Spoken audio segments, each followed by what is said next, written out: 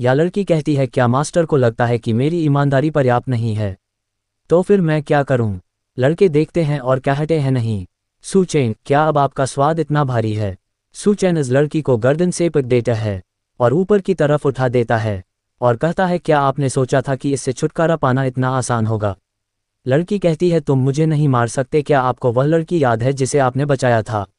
उसे और उसके 2 भाइयों को अखाड़े में ले जाया गया है। यदि तुम मुझे मार डालोगे। सुचेन कहता है तो क्या हुआ? सुचेन उसे लड़की को बाहर फेंक देता है और वह भी पानी में।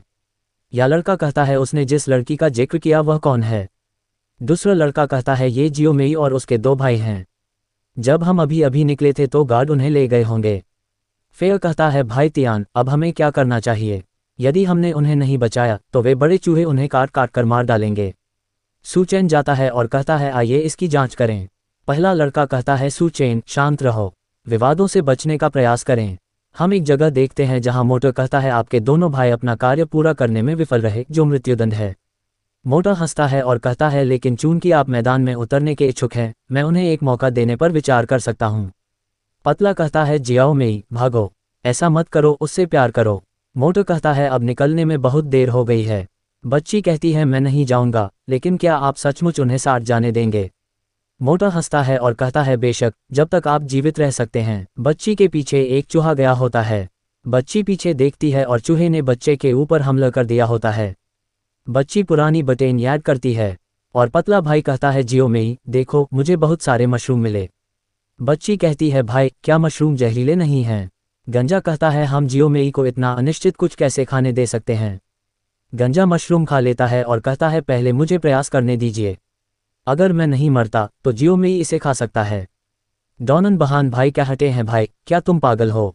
गंजा बेहोश हो जाता है और कहता है आकाश में बहुत सारी लाल छतरियां हैं। डॉनन भाई बच्ची से कहते हैं जियो मेई एक बार जब हम कार्य पूरा कर लेंगे तो हमें योगदान अंक मिलेंगे। ये सही है, हमें अब भूखा नहीं रहना पड़ेगा।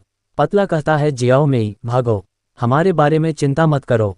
गंजा कहता है आपको अच्छे से जीना होगा। मोटो स्माइल करता है और कहता है उन्हें चुप कराओ। पतले को और गंजे को लटका देते हैं। बच्ची चूहे की आंख में हमला करती है और बचकर भागती है और कहती है बड़े भाई, दूसरे भाई, मैं तुम्हें बचाने के लिए यहाँ हूँ। चूहा यूज बच्ची पर हमला करता है। मोटा हंसता है और कहता है एक छोटा बच्चा अपने भाइयों को बचाने की कोशिश कर रहा है। हास्यास्पद, इसीलिए तुम्हारे जैसा कचरा जीवित नहीं रहना चाहिए। पतले भाई को और गंजे भाई को लटका देते हैं और बच्ची कहती है क्यों हो रहा है? हम बस जीना चाहते हैं। क्यों? सुचेन आता है और चूहे के एक चांटा मारता है और एक चांटे में ही चूहे की गर्दन टूट जाती है। लड़का कहता है ये बच्चा बहुत आवेगपूर्ण है। सुचेन कहता है क्या यही सब है? ऐसा लगता है कि यह चूहा बहुत बड़ा है।